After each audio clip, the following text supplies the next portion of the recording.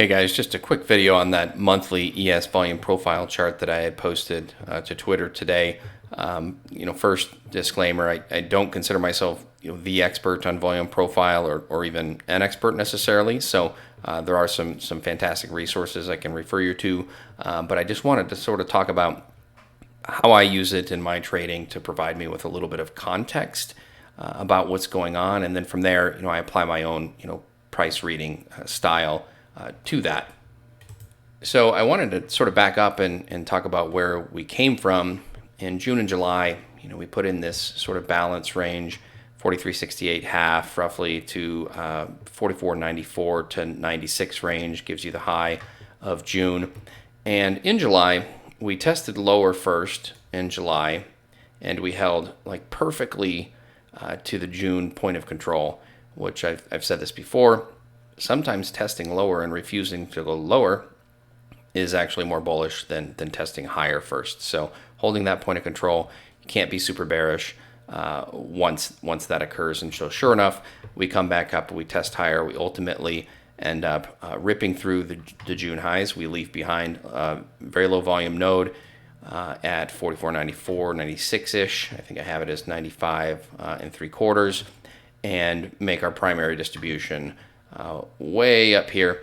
You guys may recall this as being the Farm D goes on vacation pump that everybody that's been following me for a really long time knows just has to happen because I have to miss a giant move. It's just a must-have for the markets. So from there, we make sort of a weak attempt in August to test the value area high and the highs from July.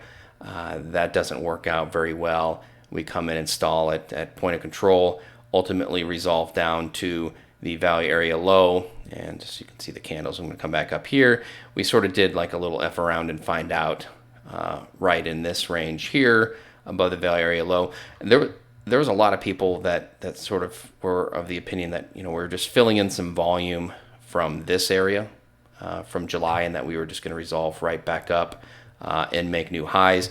Obviously, that didn't happen.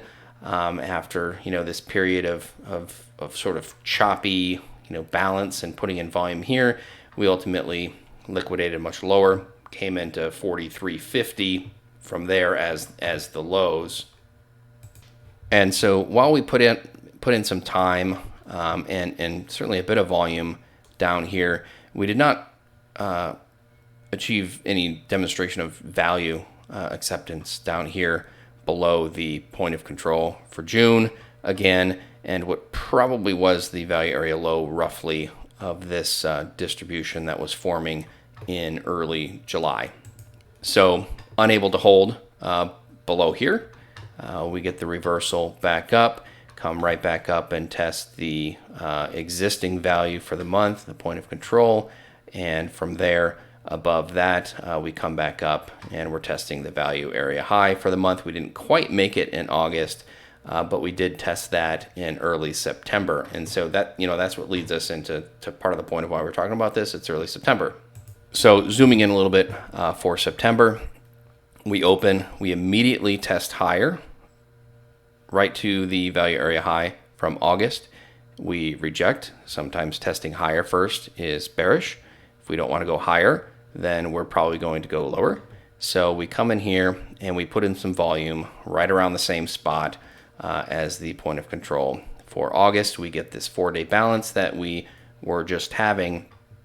And then ultimately today, we got this breakdown out of that 4-day balance and left behind, again, low volume node at this same spot, 94 to 96. So you've got low volume node in July, you've got June highs, you now have low volume node again, at least temporarily in September. The month is young, and really that's just telling me that 44.94 to 44.96 is a pretty important inflection point in the markets. If we are going to make any kind of an attempt to establish value down here for the month of September, then I would want to see a firm rejection of this LVN, this current LVN,